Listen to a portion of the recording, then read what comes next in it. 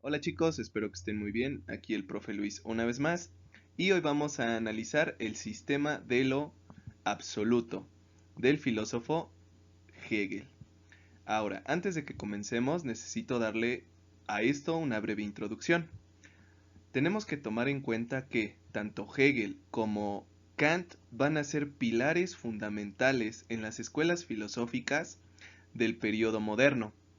Por consiguiente, es no opcional, sino más bien obligatorio que nosotros sepamos los principales aportes de la filosofía kantiana y la filosofía hegeliana. Así que vamos a comenzar. Iniciemos por saber cómo se forma ese pensamiento. Recordemos que toda mujer y todo hombre son ejemplo de su contexto, es decir, que todo lo que piensen en su momento va a ser moldeado por las circunstancias políticas, históricas, económicas, sociales y culturales que le toca vivir. Así que iniciemos. Su nombre completo es muy largo y muy alemán, así que lo vamos a omitir y lo vamos a dejar en Hegel. Nace en 1770 en Stuttgart, actual Alemania. Recuerden, antes del siglo XIX, en específico de la segunda mitad del siglo XIX, no existe Alemania, sino más bien un conjunto de mini estados que se congregaban bajo un mismo dialecto, que es el alemán. Seguimos. Estudia teología en Tubinga. Hijos, esto es muy importante porque nos permite identificar entonces por qué él utiliza conceptos como espíritu o fenomenología.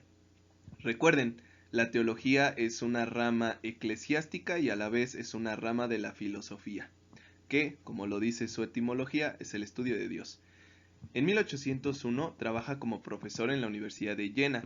Hasta este momento nosotros podemos identificar que al igual que Kant va a ser un filósofo profesional. Recuerden que hubo filósofos de un uso cotidiano, filósofos profesionales, y la diferencia está en la labor que van a desempeñar en los institutos académicos a los que ellos vayan a enseñar. Posteriormente, entre 1807 y 1808, publica la revista Crítica de Filosofía, en donde empiezan a observarse los esbozos de sus futuras obras o de sus obras más importantes. Aquí tenemos que hablar un poquito del contexto histórico. Le toca vivir la invasión napoleónica por toda Europa. Por consiguiente, su filosofía es presencia de ello, es presencia de un fenómeno del espíritu libre, que más adelante lo vamos a analizar. En 1816 logra impartir clases en la Universidad de Berlín como un cúmulo máximo de su carrera profesional. Muere en 1831, perdonen ahí solo dice 83, en 1831 desafortunadamente por una epidemia de cólera. Al igual que en la actualidad, pues le tocó vivir ciertas circunstancias naturales, ciertas circunstancias políticas que van a motivar un pensamiento muy específico. Así que vamos a continuar. Sus principales obras son cuatro. Por una parte tenemos la fenomenología del espíritu, que es en la que nosotros vamos a centrar nuestra explicación en la clase del día de hoy. La ciencia de la lógica, publicada en 1812, la enciclopedia de las ciencias filosóficas, publicadas en 1817, y la filosofía del derecho, publicada en 1821. Entonces, nosotros estamos identificando algo fundamental nada más con el título de sus obras. La primera, metafísica. La segunda, lógica. La tercera, epistemológica. Y la cuarta, ética y moral. Así que vayan tomando sus notas. ¿Qué pensaba entonces Hegel acerca del conocimiento? Primero, tenemos que identificar que al igual que Kant, Hegel va a tratar de sintetizar la problemática entre racionalismo y empirismo. Pero él propone algo diferente. Él propone el método dialéctico. Consiste en tesis, antitesis y síntesis. Tres momentos fundamentales para consolidar el conocimiento. Nosotros anteriormente, cuando estábamos en las clases presenciales, habíamos visto que un filósofo ya había propuesto una tal dialéctica. Espero ver en su actividad quién fue ese filósofo. Así me doy cuenta si ven todo el video o no. Bien, Seguimos. Aquí la diferencia es que Hegel propone que la tesis es una negación, la antítesis, perdón, la tesis es una afirmación, la antítesis es una negación y la síntesis es la reunión de las dos anteriores, afirmación y negación, en una síntesis, como lo dice formalmente. Podemos poner un ejemplo para que se entienda. La tesis podría ser, el 17 de mayo se propone que se reactive la actividad económica en el país. La antítesis sería, no es viable, ya que el pico de la epidemia aún no se alcanza en algunos estados de nuestra nación. La síntesis es, entonces, la afirmación y la negación en conjunción. Entonces sería, el 17 de mayo no se puede aperturar el sector económico debido a que el pico de la pandemia todavía no se alcanza. Entonces, nos dice Hegel que podría existir una nueva tesis, antítesis y síntesis. La tesis sería, si no se puede, no se puede volver el 17 de mayo. Entonces, otra nueva antítesis sería aperturar el 1 de junio. Y así tendríamos una y otra y otra y otra y otra. Y a lo mejor ustedes se preguntarán, profe, ¿y cuándo termina todo esto? De verdad, es muy complejo, ¿no?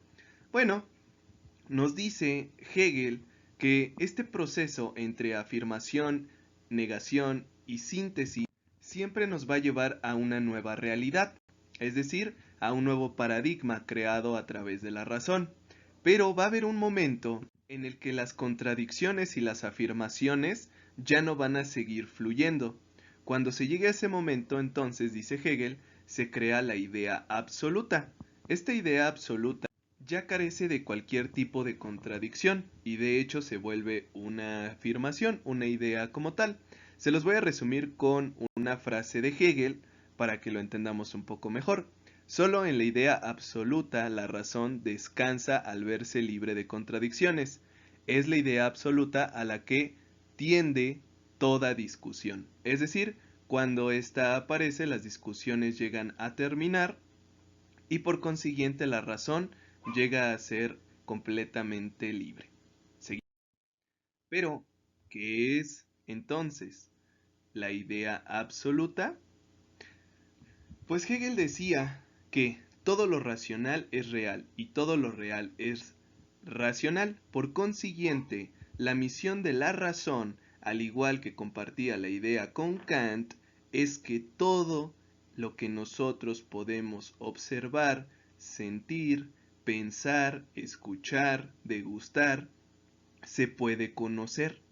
Por eso es que todo lo racional es real. Todo lo que nosotros hemos pensado llega a tener capacidad de realidad. Ejemplo, el sueño del profe Luis es comprarse un Mustang Shelby 1967. Es un sueño, podrían decir, profe, eso es irreal. No, porque el Mustang Shelby modelo 1967 existe. Entonces, fue algo real que se abstrae a lo racional. Vamos con la segunda parte. Todo lo real es racional. Es decir, todo lo que nosotros podemos ver lo podemos estudiar siempre y cuando tengamos las condicionantes predilectas en ese momento para poder conocerlo. ¿Cuál es esa condicionante? La razón.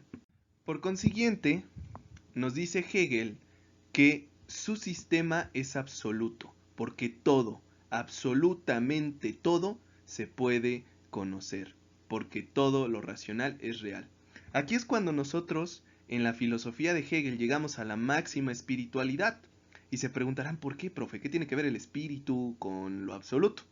Nos dice que todo progreso, todo conocimiento, toda autoconciencia nos deriva en la máxima espiritualidad, en la máxima libertad del ser humano. Eres tan libre como tanto lo piensas.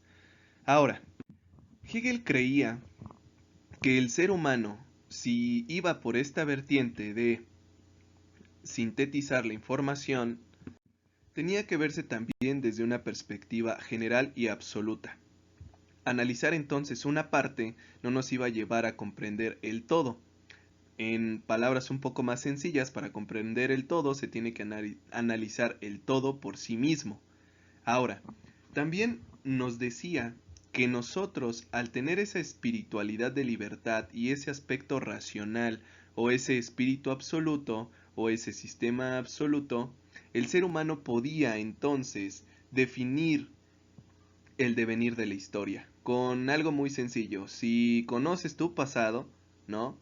Estás modificando tu presente y puedes vislumbrar un mejor futuro. He ahí la idea de Hegel, en esta idea absoluta, en este lugar en el que se puede ubicar la historia dentro de la filosofía hegeliana. Hablemos entonces de su obra más importante, la fenomenología del espíritu. Según Hegel, el espíritu se dividía en tres: subjetivo, objetivo y absoluto. Se preguntarán, profe, no entiendo nada. Bueno, ahorita vamos poco a poco. El espíritu subjetivo es la parte más sencilla del ser. Podría identificarlo Hegel en el alma, la conciencia, en sí el espíritu. Este espíritu es individual y es libre en todos los sentidos. Pero, para que este espíritu pueda progresar, para que este espíritu alcance esa máxima espiritualidad, pues obviamente necesita de algo fundamental. Ese algo fundamental, memorícenlo, es la sociedad. Por otra parte, vamos a tener el espíritu objetivo, que es el siguiente nivel que se tiene, en donde el derecho, la moralidad y este concepto tan bueno que es eticidad, resume la renuncia de la individualidad del individuo y pasa a ser objetivado por la razón. Es decir, pasa de la individualidad a la colectividad, en palabras un poco más simples. Aquí es cuando él se relaciona con la idea de Kant de la ética del deber, con la moralidad y con los motivos que llevan o no llevan a hacer algo al ser. Después vamos a tener el último escalón, el espíritu absoluto, es decir, la concretación total del desarrollo del espíritu según la filosofía hegeliana. Aquí nosotros vamos a tener instituciones que permiten observar y que permiten identificar el espíritu absoluto. Entre ellas está la religión, la fe y la filosofía. Pero también vamos a tener dos conceptos fundamentales, la comprensión y la intuición. Les explico. El arte permite ver el espíritu absoluto a través de la intuición que desarrollan los artistas en sus creaciones. La religión permite ver el espíritu absoluto a través de la concretación de la fe. Pero sin duda alguna, el espíritu perfecto, el espíritu más alto alcanzado por Hegel, sería el que se logra a través de la filosofía. ¿Por qué? Porque la filosofía nos permite una genuina comprensión del todo, de esa realidad. Recordemos entonces que Hegel vive en una época en donde el protestantismo en Alemania es bastante fuerte. Por consiguiente, él va a anteponer el uso de la razón ante el significado de la fe. Espero que les haya gustado el video. Esta es la primera parte que vamos a ver de Hegel, porque todavía nos falta identificar qué es el devenir histórico para Hegel en la filosofía. Ahora, no se van sin antes, obviamente, su actividad. Quiero que me pongan en su libreta 3 ejemplos de espíritu subjetivo, espíritu objetivo y espíritu absoluto. Y quiero que me pongan un ejemplo de tesis, antitesis y síntesis.